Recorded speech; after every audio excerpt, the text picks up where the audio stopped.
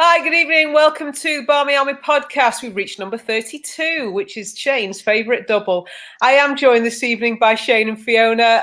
Nice, great to see you both. Great to see you midweek as well. I know we tend to spend most of our Sundays together. Shane on the watch along, or a social, I should say. Shane, how you doing?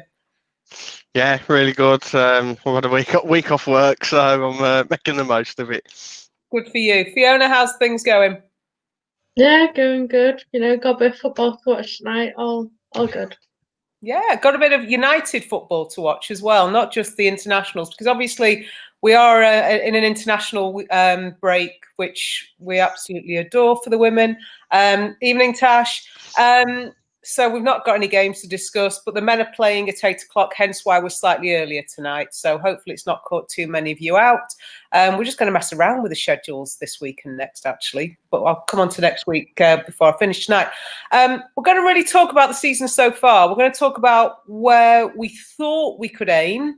Certainly we'll talk about the first batch of incomings. Then we'll talk about the second batch of incomings. Who's impressed us so far? Good evening, Mark. Who's impressed us so far? Who we feel might benefit from a good run of games if the international breaks ever allow us to get some momentum going. And really look at the next month's fixtures, because there's an element of make or break, or at least that we'll know where we can aim with those fixtures. Good evening, Torrin. So, remember way back when we had nothing to talk about for podcasts and we used to just try and make up a subject?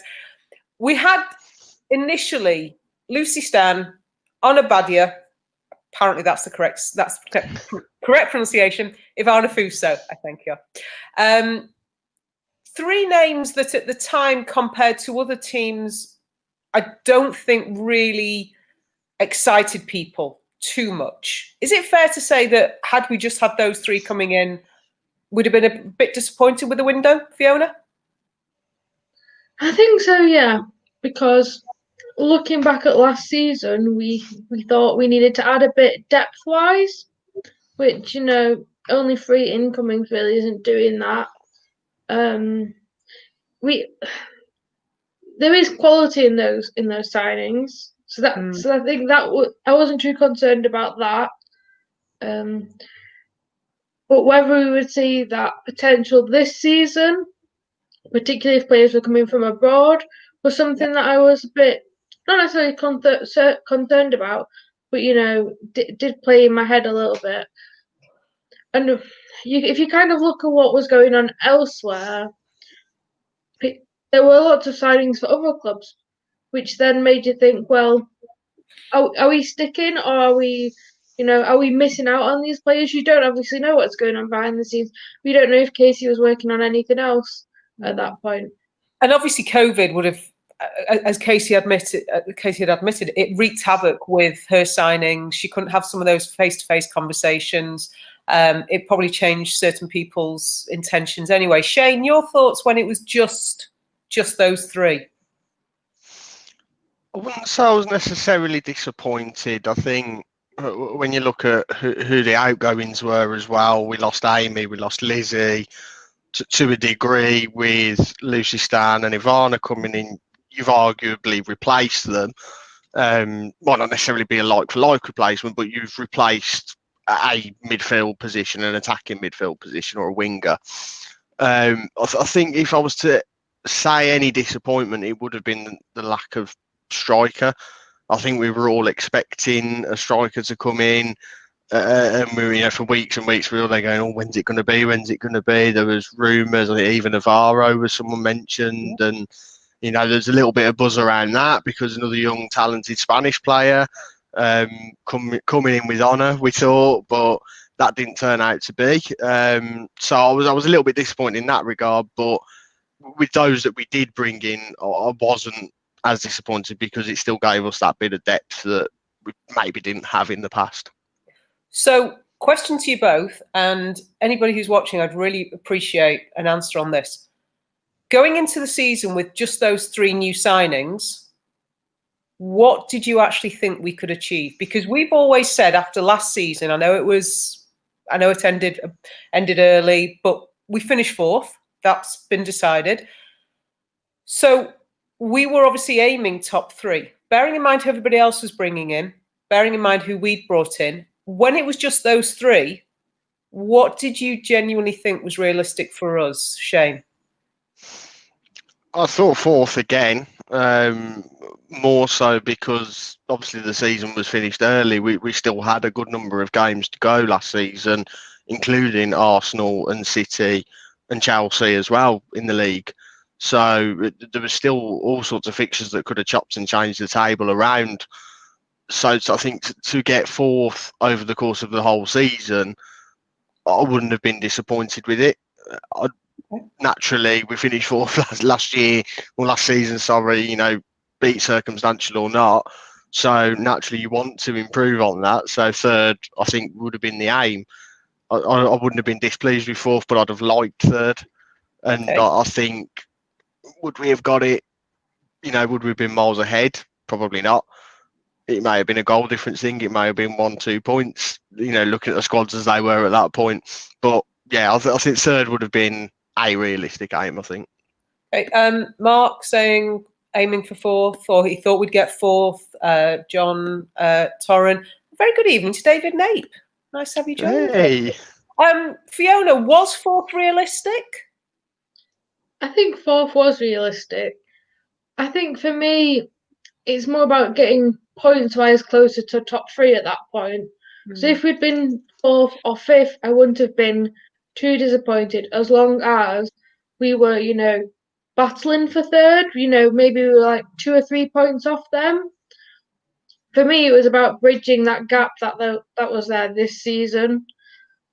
But I also do think you want to develop as well. So bridging that points gap, but also getting third, bridging that gap would have been ideal. But obviously, you need a bit of luck on your side in some games and that kind of thing. I think also changing some of our close losses into draws and wins, seeing a bit of progression that way was kind of what I was hoping for as well. I know a lot of people were looking at someone like Everton, and they were saying that actually Everton had more chance of getting fourth than we did. They'd made some signings. They'd made early signings, and that's probably what set us apart from them. So we're going into the season thinking, yeah, fine, we've made these signings. Evening, Shane's mum. So then we're doing a pod one night. Good evening, Namrata. And Fiona drops in the comment, if the rumours are true, I'm paraphrasing here, if the rumours are true, why not top three, or something along those lines. And that was the first we had idea of that we were being linked with anybody else. We were hoping somebody else was coming in. We didn't have a name. We just hoped anybody. All of these short-term deals were being done in the light of the American season not happening, some players opting out. But realistically, there weren't names. There were hopes. Then we find out, press, Tobin Heath. I can still remember watching the pod that night and immediately thinking, I need to get myself on Twitter. I had the podcast on. I was on Twitter. Nat, God bless her. I think we all thought she was on her way to the airport straight away. Shane, your thoughts when you heard something that at the time was a rumour, but an incredibly strong rumour. Probably the most rumour. It was as convincing as it could be without it being finalised, I guess. That's how it felt. What were your thoughts? Shock, I suppose, at first. I think I was late to the party on it as well, so I wasn't there when it broke live. But yeah, but I said it and I was like, the women's team have reached that level of rumour mill now where, they'll just link any old name to us. Did we play against them 5 years ago? Yeah, all right, we'll link them. Yeah. Are we going to play them this season? We'll link them. So at first I was a bit, it's just one of them. But then you see it more and more, and this isn't days, this is within hours, and there's more and more people talking about it, and then you get the credible people talking about it, and so when the credible people talk about it as if it's truth in it, you then start to really believe it. So I was a bit like, okay, have we just pulled a couple of absolute stars out of the bag here? That was, it was. I suppose it was in a bit of disbelief for a good period. As much as truthful as it probably was, there was always that element of, oh, is it? Nah, it's not really going to happen. Is it? Someone's on a wind up here. This is a really long April Fool's joke or something like that. So yeah, I think it was. I wanted it to happen. I think that was what made it worse. Yeah, absolutely. And I think, Fiona, once you put that on, what stood out for me was it wasn't the British journos that were coming up with this. This was the American journos. And actually, they're not fussed what Manchester United do. The British journos, yes, they want to get clickbait. They want to get those stories. Yeah, we remember Jake's face. So once the Americans started with it, it just felt genuine. And like you say, it snowballed from there. Fiona, you read it. Your thoughts at that point? The first time I saw it, I was like, what? And then I saw who it was from. I was like, okay, I can kind of trust this. Obviously, until it's announced by the club or you see a picture of them holding a shirt, you can't really believe it's real. Because if you'd asked me like in February whether this was going to happen or March time, we would have laughed at you because it just didn't seem. It's not realistic. These are some of the best players in the world coming to a team that we got fourth, but sometimes we were not very good last season. Why would they want to come to us? Kind of in a normal situation. But yeah, like Shane said, the more you think about it, the more it makes sense. Well, they've got big fan base in America and worldwide, so that will tick some boxes with United. Get good shirt sales, but also they would fit in with our team, whereas wouldn't necessarily see them fitting in elsewhere. And obviously they say they've heard about Casey, but also like off the pitch, how we are as a team, that would play into it. I think if you're coming to a different country for a year, you don't want to spend your year unhappy. You want to be getting on with people, enjoying your football. And I think it just works. So it's like so out of this world, but it's just like, but it all makes sense. Completely. And I think them both coming over together so that it wasn't just one of them on their own stuck in Manchester. It was the two of them that were together. And I think I said at the time, in all honesty, you've talked about the surprise. I remember when it was actually announced, the pod we did when they actually, that night they were announced, if I'm not mistaken. If not for a COVID world, that deal doesn't happen. And I think we were all open and honest enough to say, they'd have stayed in America. That deal doesn't happen. John's asked the question, what do you think Casey's thoughts were when she first heard the rumour? That it was broken, I'm guessing, because the question is always, how long was this deal in the pipeline for before it even got to... Because by the time it was presented to us as a Twitter story, it was more or less... It's pretty much a done deal. It's just the last few details to sort out. And it then seemed to drag on for weeks after that still. But how long before all of that was this being cooked up? Because I'm guessing, unlike the Alex Morgan deal, 13 minutes in, Alex Morgan's been mentioned. I'm guessing, unlike that, it took a while. This is United, after all. They don't do transfers quickly and easily. So I'm guessing, John, Nat said it, she'd have been angry that it leaked. I just want to know, though, and no one will give me the answer to this because nobody can. Can you imagine that phone call when somebody goes, Casey, you interested in Heath Press? They fancy a move to England? You interested? Because we know that there were other clubs that were entertaining that thought. Anyway, so they come out of nowhere with this ridiculous squad number in Tobin Heath's case, which in itself, I think Ed would have adored because it sold shirts. We know that between the two of them, they've sold shirts. And I suspect, yay, Jake's with us. We said at the time, that this was an Ed deal. He's now seen the potential for the women's team to sell. Not saying apparently we reached out to them. Maybe in time to come, that'll we'll find out more. If Ed's seen the potential of this deal, are we looking at more blockbuster deals further down the line, do we think? Or is it business as usual next year? Let's tighten the belts and let's not be extravagant. Fiona? I think Ed will now think, I want one of those every summer. Not necessarily winter, but they don't all have to be those kind of signings. But if he gets one, he'll be happy, get the shirt sales or get, the Twitter trends and that kind of stuff. I think now he's got it once, he'll want it every time, every transfer. Shane, we're going to look at, is Ed going to see this as a business, or is he just going to still treat it as the ticking a box for diversity purposes?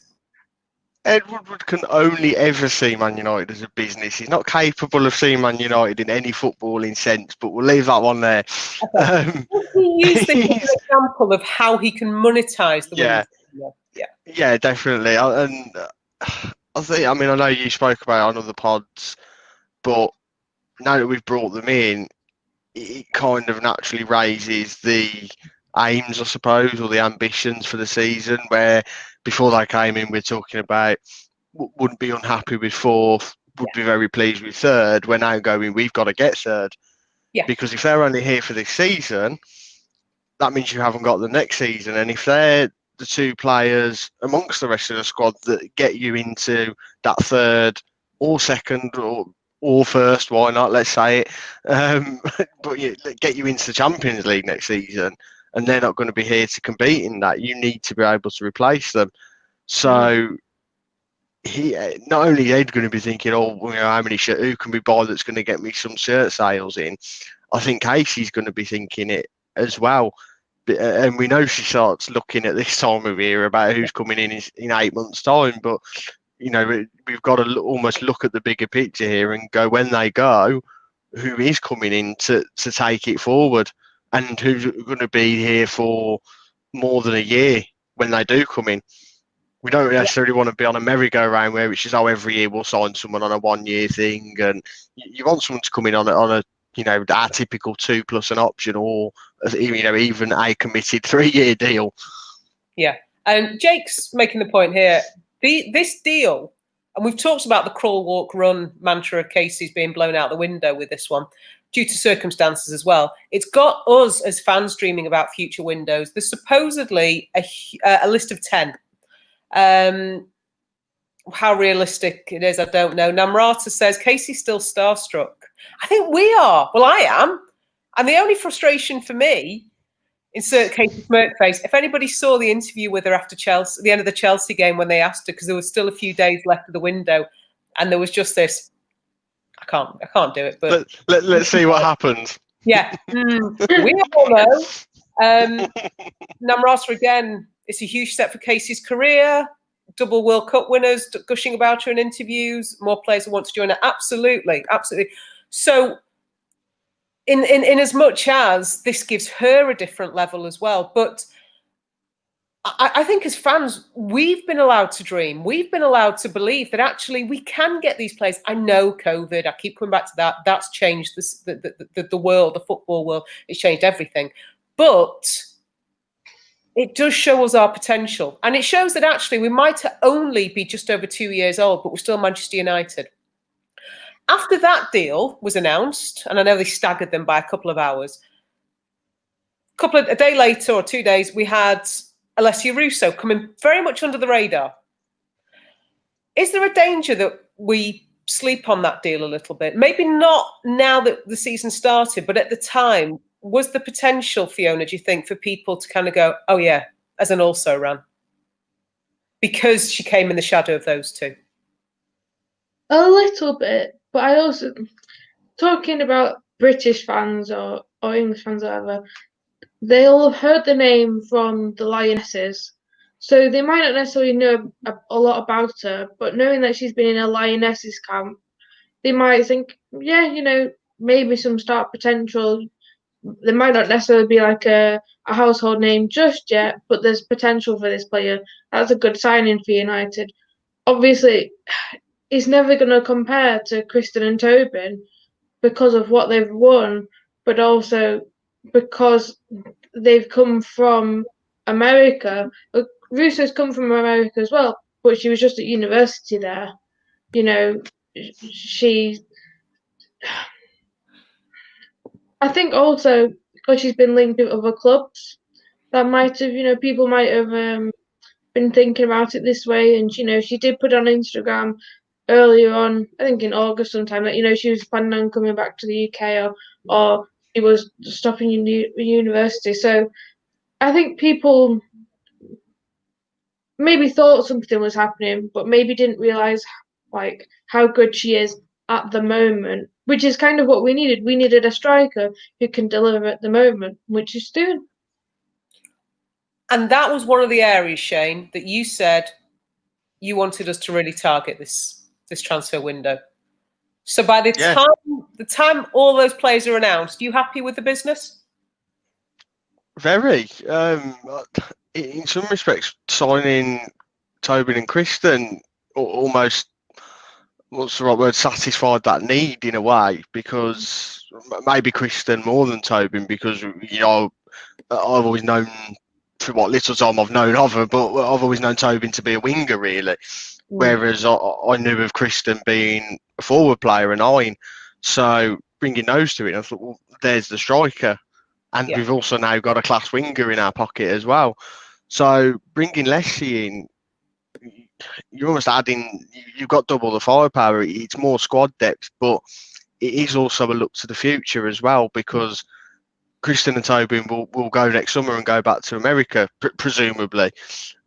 Leslie will stay.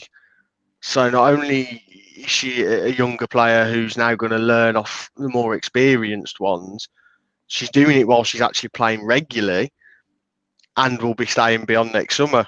So there's a real big benefit then. It was almost like we went from, I'm a bit disappointed we haven't brought a striker in, to them being doubly elated because actually we've brought in 2. Yeah, one very proven, one not so proven. I'm just going to put this quote back up. This is Jake saying, it's too early to judge Russo properly, but she's been scoring goals, something we've needed from a striker for a while. Well, Jake, were you crying when you wrote that? Have a moment's silence for Jake here. There is a point where I just want to acknowledge this. We're 23 minutes in nearly, and I think it's took him that long to write that message.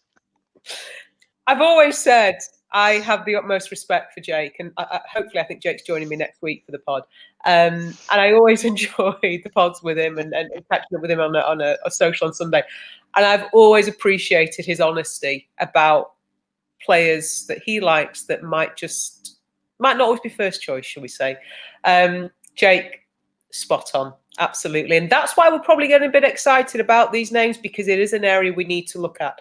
So, right, signings done. Before the last 3 signings were confirmed, then we played Chelsea. As ever, the FA deigned to give us a nice, easy start to this. Oh, no, that's right. They gave us an impossible start to the season. Chelsea had announced Pernille Harder's signing. Oh, sorry, Pernilla? Is that her name now? Pernilla? Everyone's called. Yeah, we've got to change her name. Depends which TV channel you watch. Claire Balding calls her Pernilla, I think. So I don't know. So Perline, if you ask Nat. Yeah, I do remember that time she told the gaffer, Perline. Nat's being as subtle as ever. Going to win the league. Going into that Chelsea game, did you? And we were down to bare bones. I think once that team was announced, we were at bare bones. Honor was in for her debut. Ivana was nowhere near the team, near the squad. Lucy Stan was suspended.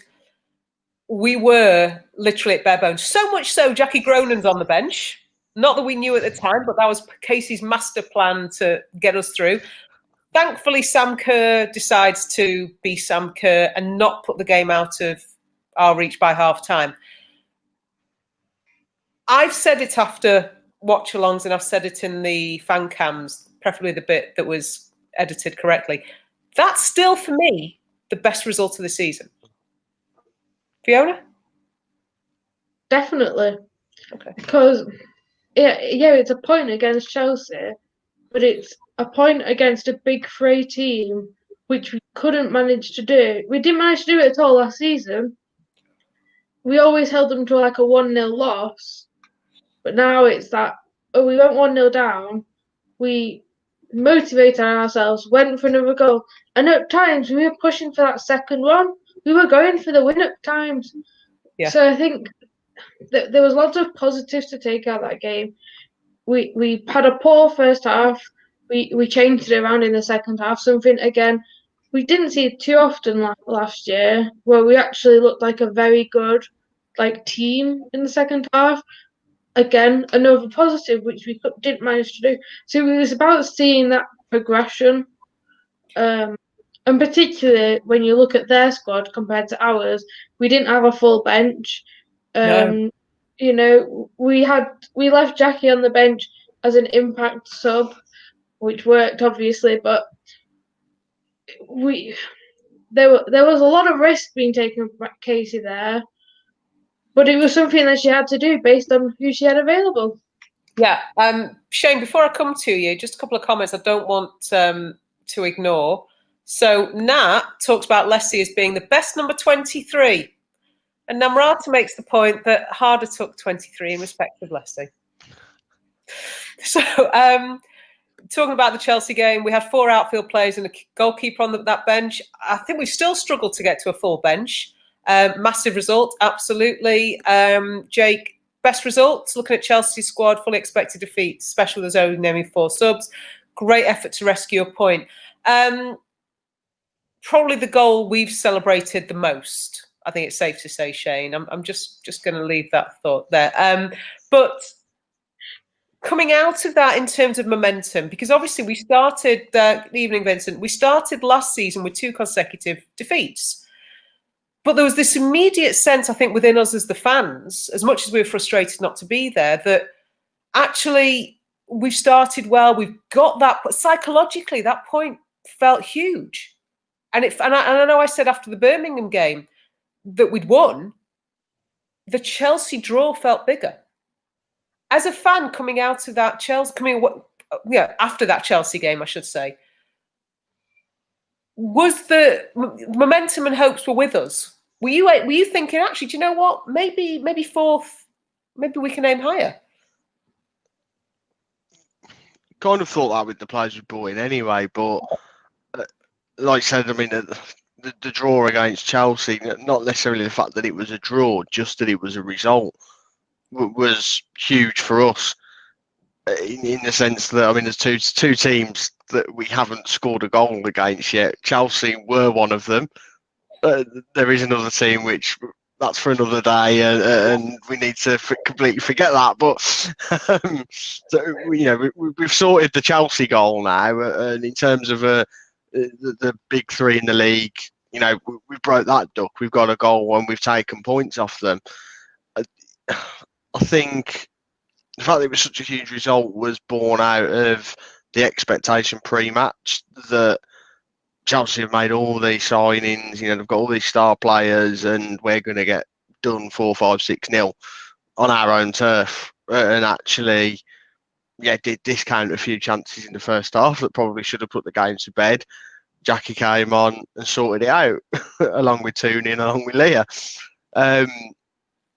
We beat Blues. We would have expected to do that. We did it in the cup last season. Blues were on a thin squad anyway, so we would have fully expected to beat Blues. We would have expected a clean sheet in that game. So there was almost an air of disappointment, even though we'd won 5-2, that we conceded 2 goals, because for us, that's not really good enough. It should have been 5-0. Of course, the positive you then take going into that really early international break that's so necessary was we were 4 points better off than we were the season before.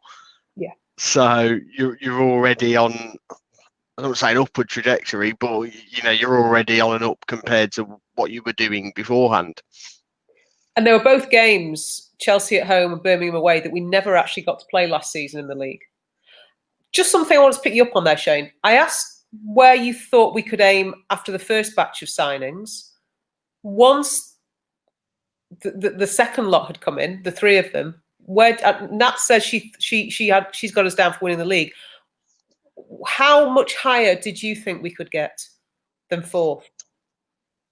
I certainly think top three is now more doable. I thought it was doable on a slim chance beforehand, purely maybe out of just the players we kept and the fact that it's another season of them playing together.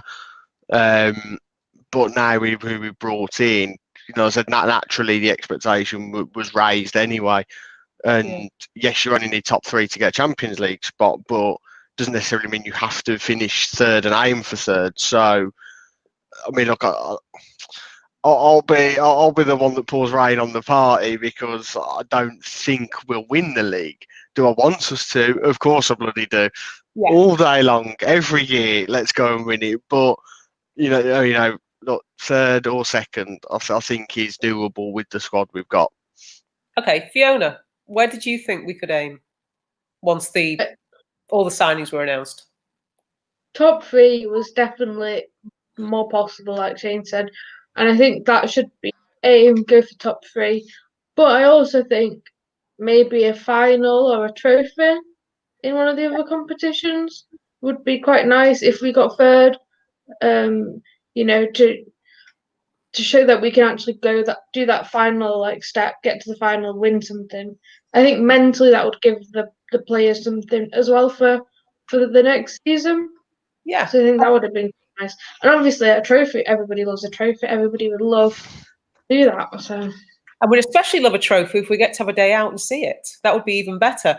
The other interesting side note for me out of the Chelsea game was Casey seemed to have a little bit of tactical nous that we hadn't always seen last season.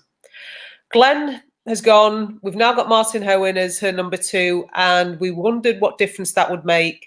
I'm not saying that there's a link between the two, that he came in and suddenly she starts thinking, let's bring Jackie on as an impact sub, but there was a change. So it's not just on the pitch that we're seeing difference. Hopefully something can come from it. You talk there, Fiona, about hopefully win a trophy. Of course, we all want that.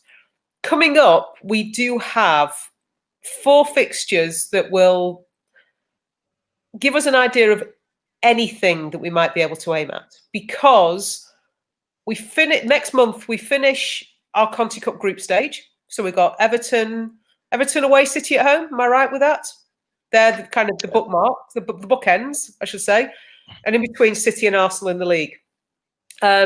I think the FA are just really annoyed that they couldn't put another game against City in there just because of the Y in the day. Namrata's nailed it on Casey's newfound tactical nous. That throne's got magical powers. I heard somebody say, because somebody asked, how can she sit on a cool box at this time of year? It's so cold. And then somebody said, maybe it's heated. So not a cool box then. It would just be a box. Okay. Who knows whatever's happening? Maybe it's the house renovation that's giving her all this, all these new magical powers. The Conti Cup was probably, as Jose always liked, the Carabao or whatever it was called at the time, whichever version of it. He always loved that because it was the first trophy you got to. And he used to set his stall out, probably still does as Spurs manager, that was the one he wanted to go for. In terms of the Conti Cup, which is the one that comes first, have we blown our chances already with that loss to Liverpool? Fiona? So it's weird how the Conti Cup works this season. So if Liverpool are bottom of the group, that result against them doesn't matter. But we have got other big games, and you hope it hasn't knocked the players' confidence, thinking, oh, well, we've already lost now, doesn't matter. You hope that they go with every game is a clean sheet, like a clean slate. But they are big teams, and we've got a very packed month of big teams. Last season, we always played well against a big side, but it wasn't like 4 consistent games back to back to back of having to be at our absolute best. But I also think with the players we've brought in this summer, anything is possible, and some of them will have. I'm thinking Kristen and Tobin will have experience where they can help the other players, but also they don't really know much about the Conti Cup, so they just got to go. We want to win every game. We're going to win every game. Going with that kind of motivation, so I think that will help things. It's whether Casey plays with the tactics or the starting 11 that's going to play into things, because there's so many games in like such a short space of time that will play into it, because Kristen hasn't played a full 90 minutes yet, and that kind of thing that could make it a bit more difficult. We were always going to have to get a result against Everton or City. That for me hasn't changed. The Liverpool game, regardless, we weren't going to get out of our group on just a win over Liverpool, as much as we'd have loved that. But what you're saying, Fiona, and actually thank you for pointing that out, because Jake's talking here about how a single defeat could end our chances. The format last season was a lot more organised. You're saying that the situation, and Nat's saying, what's the different formation? Whoever finishes bottom. So we've got to hope in a way that Everton and City do a number on Liverpool, which negates our result against them. And then it's the head-to-heads between ourselves, City and Everton. Okay, so Namrata's put it in 2 best runners-up progress. We have a progress. We're the toughest group. Will be difficult to progress the second. This is the problem as well, because if you finish in second, you're not competing against anyone else in your group. Then you're actually banking on results from other groups. Yeah. Okay. And because of the situation this year, the geography of the team of the groups has been even more considered, condensed, isn't it? Yeah. So whereas in the past we might have had an away trip, or we might have had a trip to a club that was an hour or so away. I think Sheffield United we've had, Leicester last year. It's not going to be the. I've got a memory block there.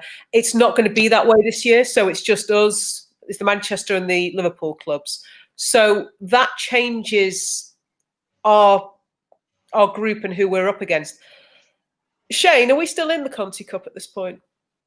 I know we're 1 game in. Yes, we are, but it's resting on this next one against Everton. I think, Okay. I mean, like Jake says, bottle that game and it's almost done then. And one of the things that might go in our favour, Shane, and I'm talking to you about this because I know you're a fan of it, just like I am. Everton have got a game on Sunday. We've not. I have. Now, let me just find out. Everton are playing on Sunday in the FA Cup final from last year. Because the 50th edition of the Women's FA Cup, don't forget. You can't cancel that. So you play it this season with some of the players that you brought in this season, and so effectively it might work in our favour that Everton have got a game, and they will be going full pelt on that. That's the FA Cup final, whatever we say. Mm-hmm. Now, of course, it won't be the worst thing if that game is physical, tough, goes as long and hard as it possibly can. Obviously, if they win it, they'll be on a high. Will that carry them through to Wednesday? If they don't win, do they want to? There's so many ways you could look at it. But that game on Sunday, whereas our girls have had a break and the girls who are at England have come back early, providing everybody comes back fit and healthy and well, Kristen and Tobin are increasing their minutes. Fiona's done some wonderful bilingual research today and found out that Ivana Fuso is still a little way away. So thank you for that. We are assuming that we're going to be in a better position for those 4 games. But squad rotation's my issue here, Shane. Who do you think? Does Casey go with the strongest 11 for the Everton game, or does she think about the Arsenal game? I've had the same thought. League and does all of our prediction things. Any early ideas? No, it goes one or two ways, and probably what hasn't helped is that result against Liverpool because I mean I'm not for 1 second suggesting Casey's going to go. That's done. We'll just see how we do in that, but the league's the focus. But it's always going to be there itching away at the back of your head, I think. And I mean, let's face it. We talk. We want to get trophies. We want to win a cup. We've got semi-finals in this competition 2 years running. We've topped the group 2 years running. Yeah. Even that's in doubt. We might find that we're now going to have an away quarter final for once in our lives if we get through. I think we're still look. I mean, we're early enough in the season where I think playing on the Wednesday and playing on the Sunday shouldn't have that much of an impact, and particularly so when it's Everton away. It's not like we're travelling down to London or anything like that. It's not a massive distance. Of course, the Liverpool game had that caveat that we were kicking off early on a Saturday, so the earlier kick-off for that was a bit more rest for the players, which was understandable. This time we're not playing Saturday, so there's still that extra day of rest, recovery and training that they can get in. So that said, I think you could go with as strong as you possibly could for the midweek and hope that we could do maybe what we've done in the past with Everton, where we're putting the game to bed relatively early and hope that we don't do what we typically do and do everything we can to let them back into it. And then maybe we could rest people for the second half in advance of Sunday, where you arguably have to play your strongest 11 that's available to win that game.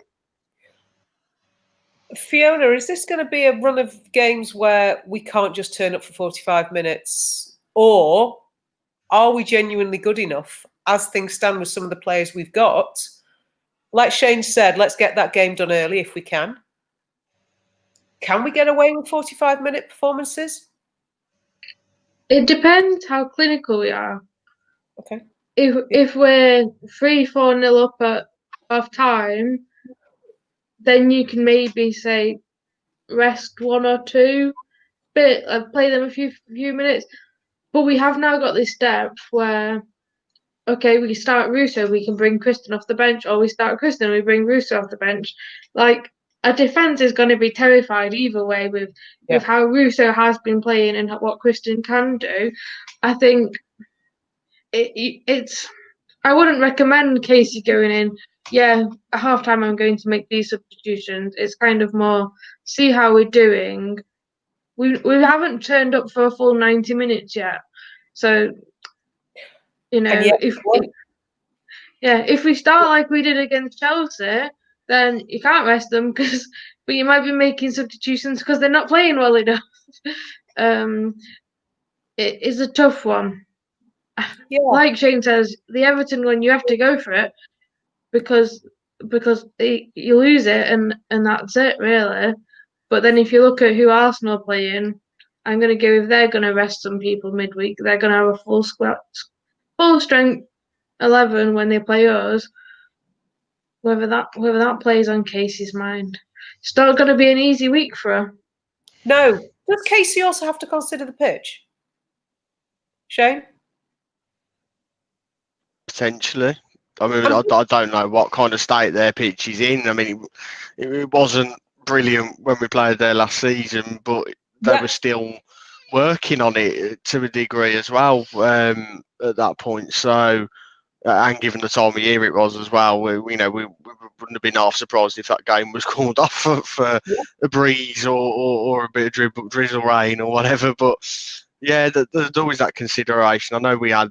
We were concerned for a couple of players that potentially, if Liverpool's pitch had reversed the work they did in the summer. I mean, I should say Tranmere's pitch. They did work on it in the summer, and even then we were, it's been raining tonight. How's it going to hold up? Do we risk these players on that kind of pitch, knowing what happened last year? So there's always that element, but I think if you let that play on you too much, it's almost like the wrong thing to focus on. Maybe got to remember these are professionals. and Yeah. will have grown up playing in parks with pitches that are worse than that. So I guess I'm so thinking in some ways they should be able to cope with it and adapt the game to suit the pitch that you're on almost. Yeah, I'm thinking about players who perhaps aren't used to these kinds of pitches and also may either be recovering from injuries or trying to get their fitness back. That's the kind of a pitch, because there's due to be a lot of rain falling in the northwest over the next few days. I know we've got time after that, but still, I don't know what the drainage is like there. I'm thinking about players who aren't used to these pitches or may have been carrying an injury and also maybe working back to their fitness. That could sap their strength. And I guess that's where my thinking is. Nat's saying, don't worry about Everton, focus on Arsenal. Play Jess, play Rambo, play Honor. Namrata says Rambo needs to be given minutes, start her against Everton. I'd be really interested to know people's lineups, not because I want to steal ideas, just because I'm intrigued. Lineup against Everton and then against Arsenal. Any changes people are going to make. So, yeah, please entertain us. Fiona, your thoughts on who you would rest potentially for the Everton game to keep them fresh for Arsenal, if anybody? I wouldn't start Kristen. I would start with Russo. Based a bit on the pitch situation, but I think Russo doesn't need to be rested yet. You know, if she's fit, obviously she pulled out of Lionesses with an injury, but assuming she's fit, raring to go, you know, she would be player I started. I don't know if I would necessarily change too many things. I would bring Hayley Ladd back in, starting. Maybe rest somebody in midfield. Maybe give them like 30 minutes in the second half or something like that, but keeping them fresh for Arsenal. Not necessarily thinking anybody specific, but you know, a little bit of rotation. Don't want to tweak too many things. But yeah, it depends how people have recovered from injury as well. It is on a back fit. What about Kirsty Hansen's been on international duty, so is Kirsty Smith, Jackie. How does that play into things? It's got to make it interesting. Once we've seen the Everton lineup, I think it might be a bit more clear what's happening with Arsenal. And also, this is the thing that we've been saying for so long now. Namrata says, let's rest Jackie. She's played both games for the Netherlands. Jackie, to me, just seems like the ever-ready bunny. She'll just run and run and run and run and carry on going and never stop. But you see, I do want to come on to this in terms of who's really impressed us, but there's a thought that's just gone right out of my head and it was going to be the best point I've ever made. Shane, do you rest Jackie while I try and remember that point? Yeah, well, I guess so. I mean, I think from thinking rightly about games that have happened during the break, she played in the most recent one as well as the first one, but more importantly, she played in the second one when they were already qualified. So it was a game where it didn't really matter what happened because it wasn't going to affect their qualification for the Euros. Obviously, speaking about Holland now. So maybe, yes, she could arguably rest her so she's as fresh as she can be for the Arsenal game.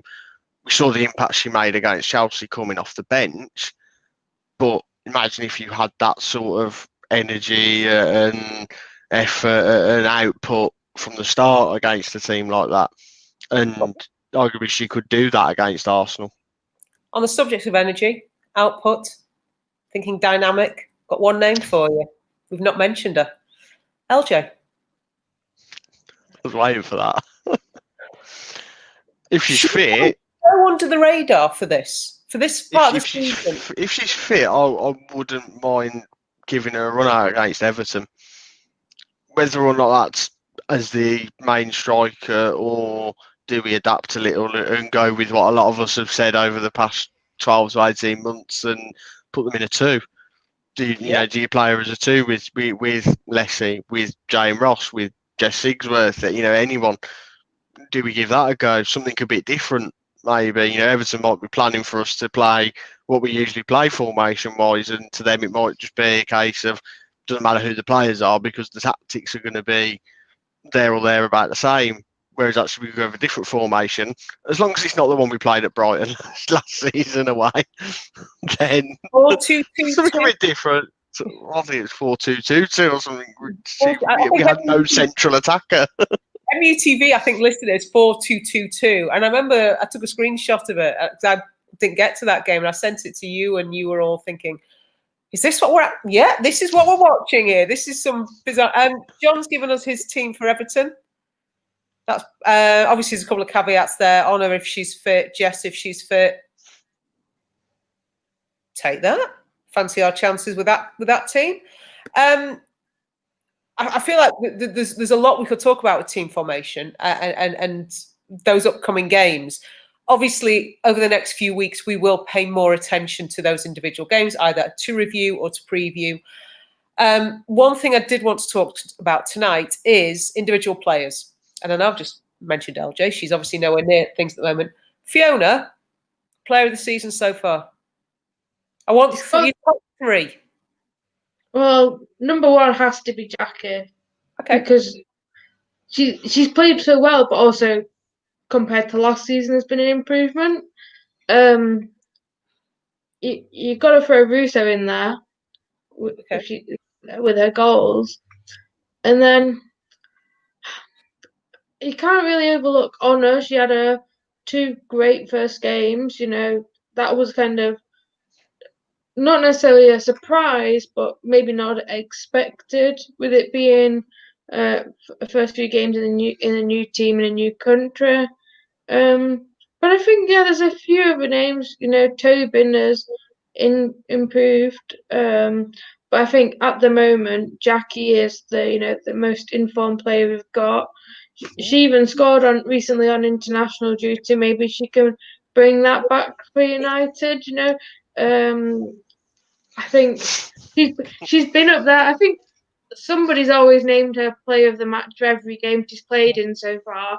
So you can't really argue anything else. No, I think with the fan cams that we've done after every game, I think there's always been at least one person. Certainly, with the exception of the Liverpool game, because that one's a blur, and I've blanked that from my mind. I'm pretty sure that she's had a shout for being player in the match. Jake says he doesn't know what's happened to her over the summer. She's been reborn. John gives us his top 3, Jackie, Russo and Heath. So don't think anyone will disagree. Nat goes back to talking about LJ. Says she'll play against Everton. I think if she's ready to, she will. Namrata, if Tooney keeps her form, she'll be a contender for player of the year. What's really great is that at the moment, there's a number of players. We're not just looking at a player. Shane, before I come on to you, I'm just going to ask Fiona, if there's one player that you think needs more minutes or needs maybe to up a level, is there anybody so far that you're thinking, I've seen better from them? I think the obvious one is Kristen Press, but I think that's because she hasn't played. But if you look at what's happened with Tobin, you'd maybe think maybe Kristen's lagging a bit behind. But I think that there's still room for improvement. We know she can do it. Okay. Hopefully more to come. And she's had these 2 weeks, and she and Tobin, I think, were talking very much in terms of, whilst everybody else was on international duty, they were looking to knuckle down again and get some work in. So hopefully they can get their fitness up, keep fit, keep healthy, because this run of games, as we've seen, and I know I'll keep harping on, well, I don't harp on, other people harp on. For me, the Alex Morgan thing has shown how badly it can be handled, because Tobin and Kristen came in and they had those 2 weeks. They had those 2 weeks of nothing. They weren't rushed in. There was no dispensation or there was no change in rules. And they've slowly been allowed to build up their fitness. And I'm not saying for certain that it's happened, but it looks as if that injury might have happened because she was pushed too quickly. Whereas we've given Kristen, we've given Tobin time. Tobin seems to be a few steps ahead of Kristen, but they're getting there. Jake, I just can't help myself using her as an example of how not to do things, though. So let me point that out. Talking about players who need to maybe up their level. Abby, Namrata. Okay, and yeah, that one's kind of personal because I will always champion Millie, but I think she's the first one to say, take that one out. And Namrata says Mary. Okay. Jake, sorry, I always do that, don't I? Shane, top 3 players so far this season. Well, top's obviously Jackie. I think Jake said it perfectly. She's been on another level compared to what she was last season, and I know we've all said it multiple times. We're kind of seeing this season the Jackie we expected last season, and the fact, be it correct or not, the fact she's a continual mention for player of the match in every game, that speaks for itself, because it means that someone's always impressed with her. So yeah, I think so far she'd definitely be top. I kind of agree with Fiona and others. Russo second. She's added goals, and not just the same goals. She's added a variety of goals. She came on and did an absolute job in that game against Birmingham when she came on second half, and got an assist for a trouble as well.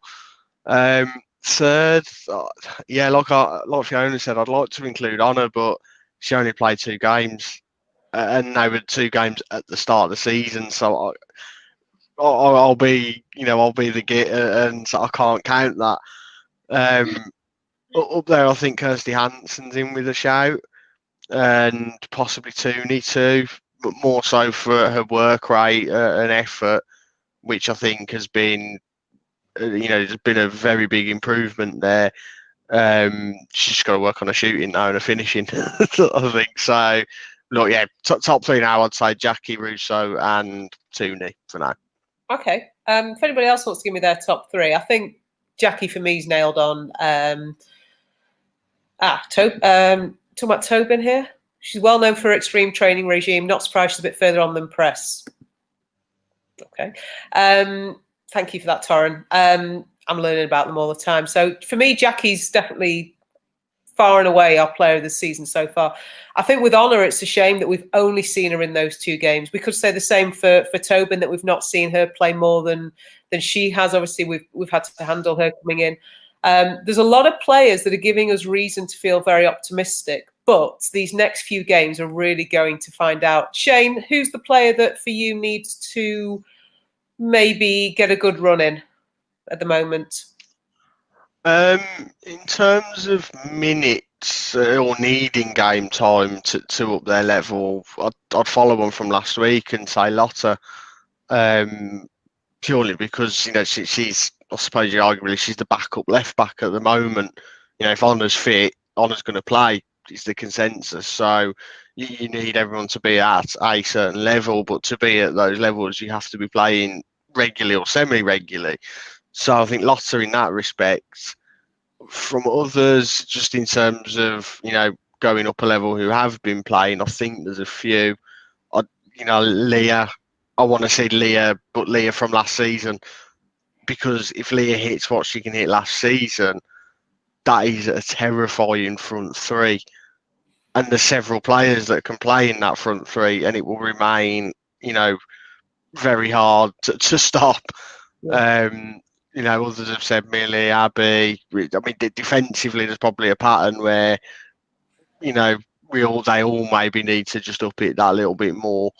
And I'd probably include Mary in that as collectively as a defence. But I think midfield, we're all right. There's others that are coming in, suspensions, injuries, all of that. But I think, main one for me would be Leah.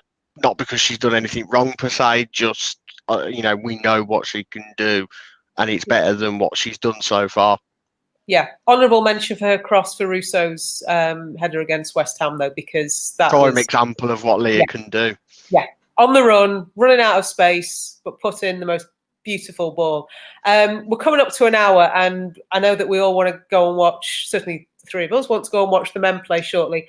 So next Wednesday, the men and the women play, if I've got my dates right. Certainly the women play at 7 o'clock against Everton.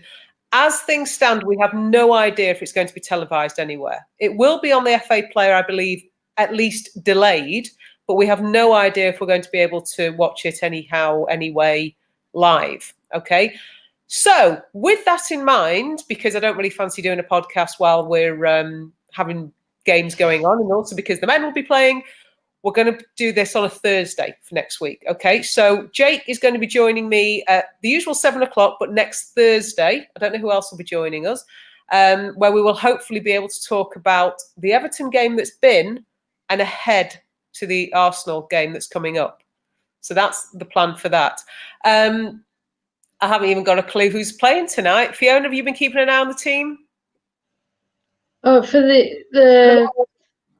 the man, let's just say there's a few surprises in the squad. Okay, there's a few surprises. Well, we'll go I don't think I've done well on my prediction. Shane's probably got all of them though. You know what Shane's like? Oh, I've got 11. No, never. I'll never do that. West Ham away last season. Jake, it was just pure tactical genius, that. I think we're just going to end with that because we don't know what the situation is going to be like next week. Mark's telling us no Bruno or Rashford starting. Oh, look at Shane's face. That's Jake. It's a Jake. That's definitely not 11 out of 11 then. Oh, hang on. We're going for it now. Yeah. No Cavani either. It's gone for a diamond, it looks like. So we're going to go and find out soon. Shane, Fiona, thank you very much for joining me this evening. Thank you to everybody who's been watching, everybody who's left a comment. Thank you for joining us at a slightly earlier time as well. Next week, like I've said, we're going to be here on Thursday. Follow us on Twitter to try and find out if there's any information about the game being screened anywhere, anyhow.